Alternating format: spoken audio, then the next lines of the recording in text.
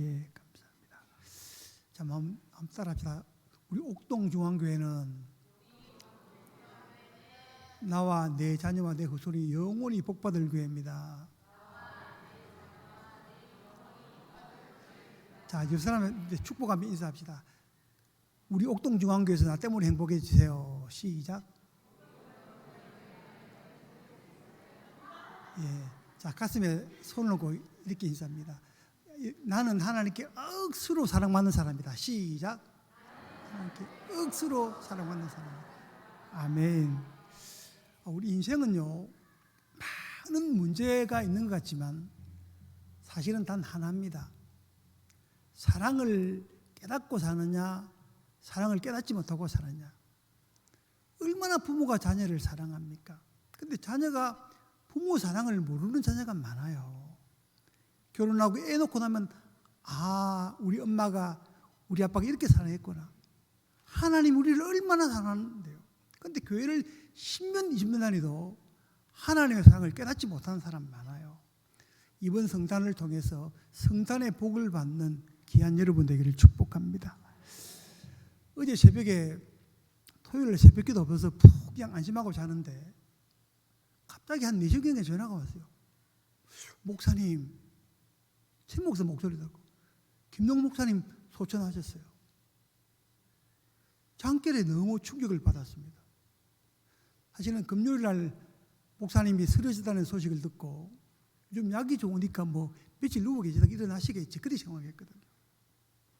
근데 새벽에 갑자기 그 소리를 듣고는 가슴이 멍해지는 거예요. 보니까 하루 종일 그 출근해 있어도 보니까 일이 손에 잡히질 않아요.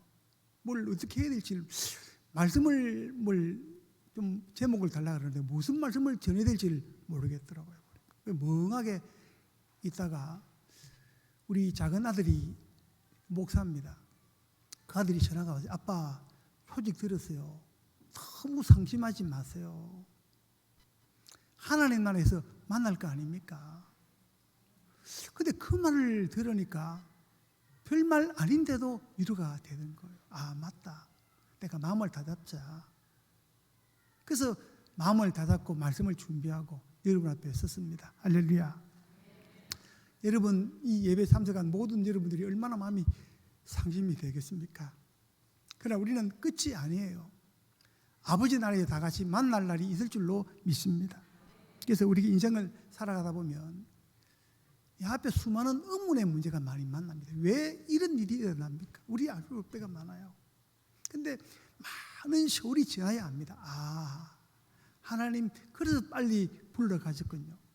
지금 답을 내지 마시고 많은 수일이 지난 다음에 그 답을 찾는 복된 여러분 되기를 축복합니다.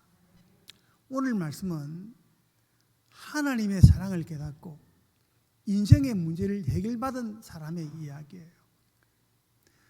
엘리사벳이라는 사람은 늙은입니다. 할머니예요, 할머니. 근데 아기를 한 명 갖기를 원하는데 아기를 가질 수가 없어요. 근데 성령이 엘리사벳에게 임해서 너에게 아들이 임할 것이다. 늙은이가 어떻게 아기를 놓습니까? 근데 하나님이 그 엘리사벳을 통해서 세리요한을 놓게 했습니다. 또 6개월이 잉태한 6개월 만에 처녀 마리아에게 찾아가신 마리아야, 천사가 그에게 말합니다. 너에게 하나님의 아들이 임할 것이다. 근데 마리아가 뭐랍니까? 저는 남자를 경험하지 못했는데 어떻게 아이를 출산합니까? 있을 수 없는 이야기 아닙니까? 아니다. 성령이 너에게 임하셨어. 아들을 낳을 것인데 그 이름을 예수라 하라 그랬습니다. 그래서 그 마리아가 말하죠. 성령께서 말씀하시면 계집종이 받아들이겠습니다. 그래서 그 마리아가 성탄의 복을 받았습니다. 그래서 그 여인은 평범한 여인이었습니다. 보통 여자입니다. 근데 그 마리아가 아베 마리아 얼마나 존경받는 여인이 되었습니다. 여러분들 이 성탄에 주님을 영접함으로 주님을 마음에 모셔드림으로 말미암아 성탄의 복을 누리는 복된 성탄들이 되어지기를 주의 이름으로 축복합니다. 오늘 말씀은 본문 1장 34절입니다. 1장 34절 본문입니다. 마리아가 천사에게 말하되 나는 남자를 알지 못하니 어찌 일이 있으리까. 천사가 대답하여 성령이 내게 임하시고 지극히 높으신 능력이 내게 임하셨으니 그러므로 나실 바 거룩한 이는 하나님의 아들이라 일컬음을 받을 것이다 그랬습니다. 이 여인은 보통 여인이지만 성령의 감동 앞에 자신을 내어드렸습니다. 자신을 내어드림으로 말미암아 가장 존경받는 여인이 되었고 세상 모든 사람이 가장 사랑하는 여인이 되었습니다. 지금이야 뭐 그렇겠죠. 지금 아가씨들에게 너 그러면 받아들일 수 있겠니? 물어보면 요즘 시대야 뭐 결혼하기 전에 임신하면 아주 뭐 도리어 그게 재산이 된다 그러대요. 보니까 선물이 된다 그러대요. 근데 그 당시 시대는 처녀가 아기를 잉태하면 돌로 쳐 죽이는 그런 시대입니다. 요즘 시대는 많이 차이가 나죠. 근데 이 마리아는 요셉과 결혼을 약속한 사이지만 남자를 경험하지 못한 여인입니다. 근데 그 마리아에게 성령이 너에게 임하셔서 하나님의 아들이 너에게 임할 것이다 말했습니다. 그러니까 그 마리아는 이 종이 내 몸을 내어놓겠습니다 그랬습니다. 여러분 인생은요 우리 자신을 하나님께 내려놓음으로 말미암아 내려놓는 그 인생이 가장 복된 인생이 되어지는 줄로 믿으시길 바랍니다. 사실은요 내어놓기가 쉽지 않아요. 순종하기가 쉽지 않습니다. 많은 사람들이 하나님 믿습니다 그러는데 믿음은 뭘 보면 아냐면요 순종하느냐 안 하느냐 그걸 보면 압니다. 하나님을 사랑하는 사람은 순종이 되어집니다. 그런데 하나님을 사랑하지 않는 사람은 아무리 하고 싶어도 순종이 안 되어져요. 그게 내 힘에 달린 게 아닙니다. 하나님을 사랑하면 순종하게 되고 하나님을 사랑하지 않기 때문에 순종이 안 되는 줄로 믿으시길 바랍니다. 그래서 많은 성도들이 사랑은 말합니다. 그런데 사실은 믿지 않기 때문에 순종이 되어지지 않는 현대인들이 얼마나 많은지 몰라요. 요한복음 3장 16절에 하나님이 세상을 이처럼 사랑하사 독생자를 주셨으니 이는 저를 믿는 자마다 멸망치 않고 영생을 얻게 하려 하십니다. 그랬습니다. 그래서 하나님 우리를 얼마나 사랑하는지 몰라요. 그 사랑이 믿어지면 어떻게 순종이 안 되겠어요? 나 때문에 대신 죽어주셨다는데 이번 성탄을 통해서 정말 하나님이 독생자를 보내주셔서 여러분을 위해서 여러분의 허물 때문에 죄 때문에 죽어주셨다는 사실을 정말 믿고 사는 복된 여러분 되기를 축복합니다. 그래서 우리 인생은요 하나님의 사랑을 알면 하나님께 자신을 드러내어줘요. 하나님께 헌신이 되어집니다. 근데 아무리 헌신하라 그래도 헌신하지 못하는 사람이 있어요. 왜요? 하나님을 사랑하지 못하니까. 더 정확하게 말하면 하나님의 사랑을 깨닫지 못하니까 그렇습니다. 그러니까 여러분들이 왜 나는 헌신이 안 되어지지?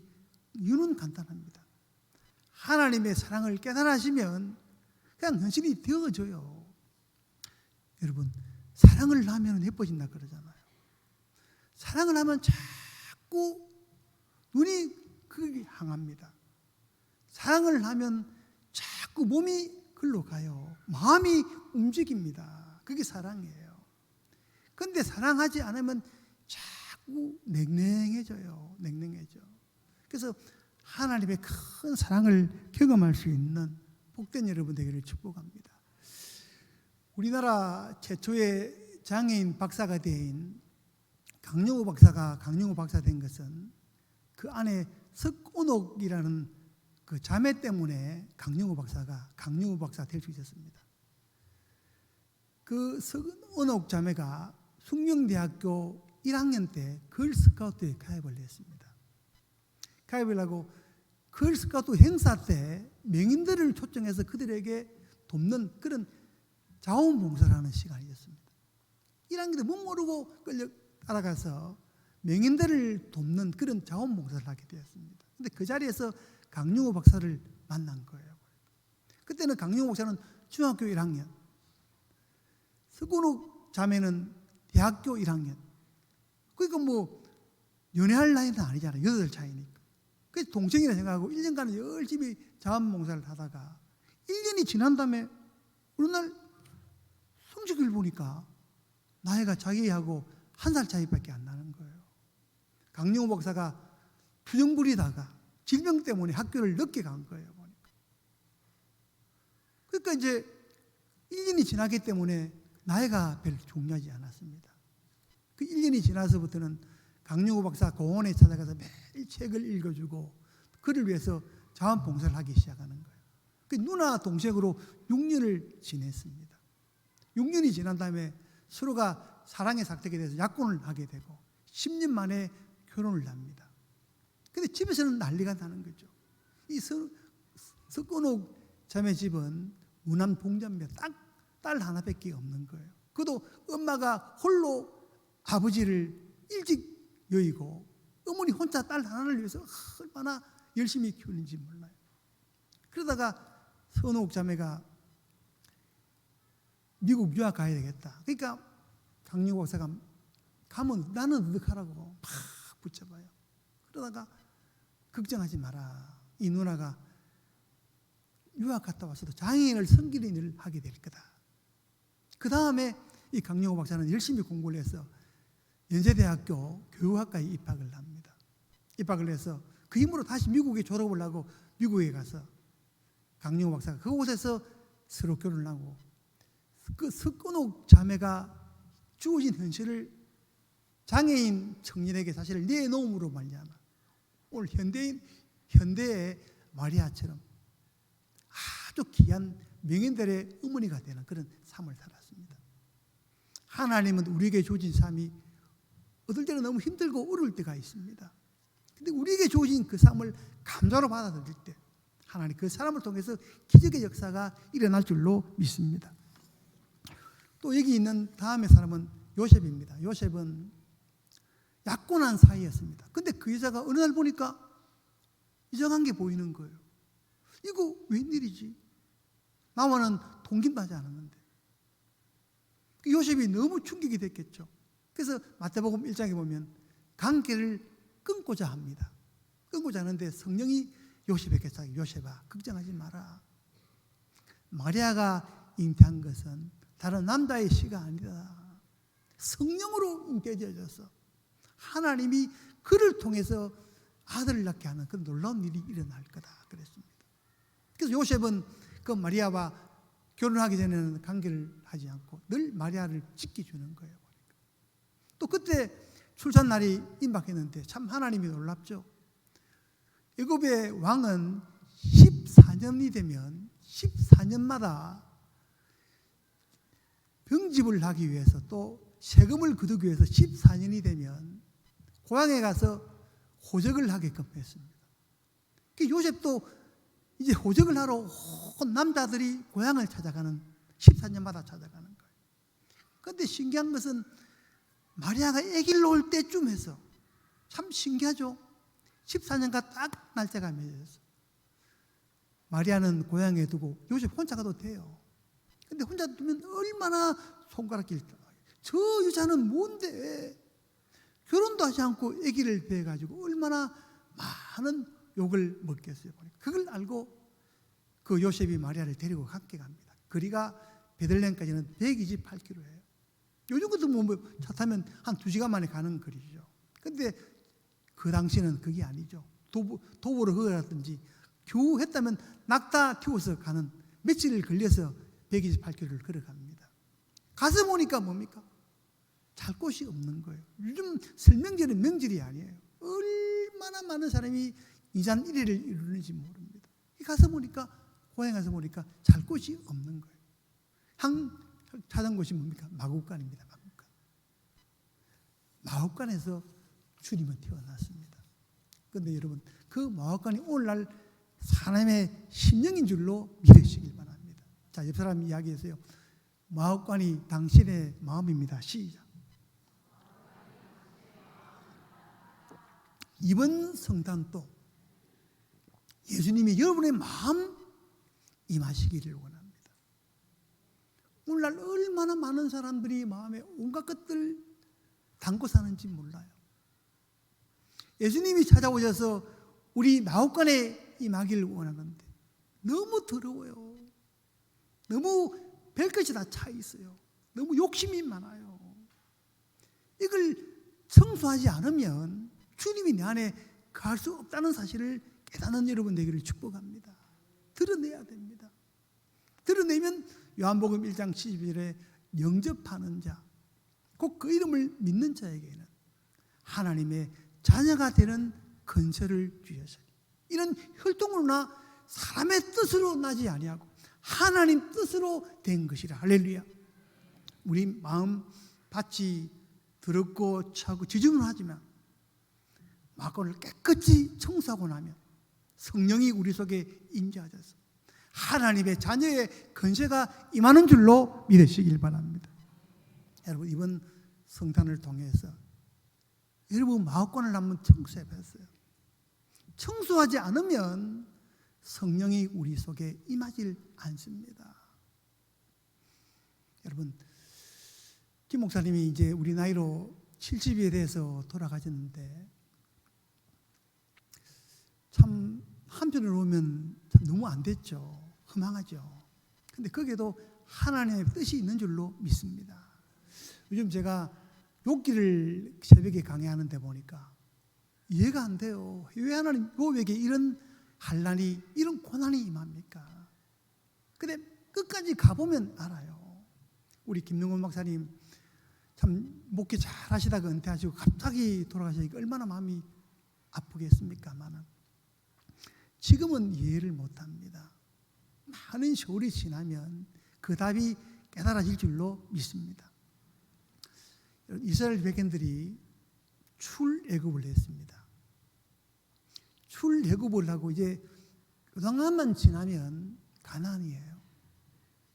그 요단강 건너기 전에 갑자기 모세가 뚝 죽고 말았어요. 얼마나 허망하겠습니까? 얼마나. 근데 그 백성 앞에 하나님은 단 한마디 하셨어요. 비서실장인 여호수아를 불렀습니다. 여호수아야, 예 하나님, 어떻게 하면 좋습니까? 너 마음을 강하게 해. 너 마음을 강하게 해야 돼. 흔들리지 마. 그걸 3번씩 반복합니다. 여러분, 마음이 아프고 힘들지만 마음을 강하게 먹는 여러분 되기를 축복합니다. 그래서 무릇 지킬 만한 것보다 내 마음을 지켜라. 생명의 근원이 이에서 남이니라. 그래서 사실은요, 인생은 사랑을 깨닫느냐 안 깨닫느냐 있고 마음먹기에 달렸습니다. 그래서 그 여호수아에게 하나님, 너 마음 강하게 해라. 그 여호수아가 마음을 강하게 해서 흔들리지 않고 마음 강하게 해서 달려갔더니 여호수아가 결국 가나안을 정복하는 그런 사나이가 되었습니다. 우리가 슬프고 참 마음이 너무 아프지만 천국에서 만날 수 있을 줄로 믿습니다. 자, 예루살렘 인사합니다. 천국에서 김 목사님 만납시다. 시작. 예. 천국 가면 주님을 만날 수 있습니다. 우리 손녀가 5살이에요. 손녀하고 우리 집사람하고 같이 카페를 갔는데 보니까 카페에 말구유가 있는 거예요. 말구유에 손녀딸이 할머니 이게 뭐예요? 그러니까 이게 말구유란다. 예수님이 여기서 태어나서 그랬어요. 그러니까 그 우리 손녀딸이 그래요. 예수님이 카페에 태어났군요. 카페에 태어나. 보세요. 예수님이 여러분 마음 안에 다시 태어나기를 원해요. 그러려면 마음간이 지저분하면 임할 수가 없습니다. 왜 나는 예수 믿어도 구원 확신이 없을까? 내 마음이 지저분해서 안방에 모셔야 되는데 성령님이 다락방에 계세요. 다락방에 계시니까 주님이 내 안에 계신 줄을 모르는 거예요. 이번 성탄을 맞이해서 여러분 마음간을 깨끗이 청소해서 성령님을 마음에 모시고 성탄의 복을 누리고 천국에서 김 목사님을 만날 수 있는 복된 여러분 되어지기를 주님으로 축복합니다. 예, 우리 찬송가 다 함께 함부로 합심해서 기도합니다. 108장입니다.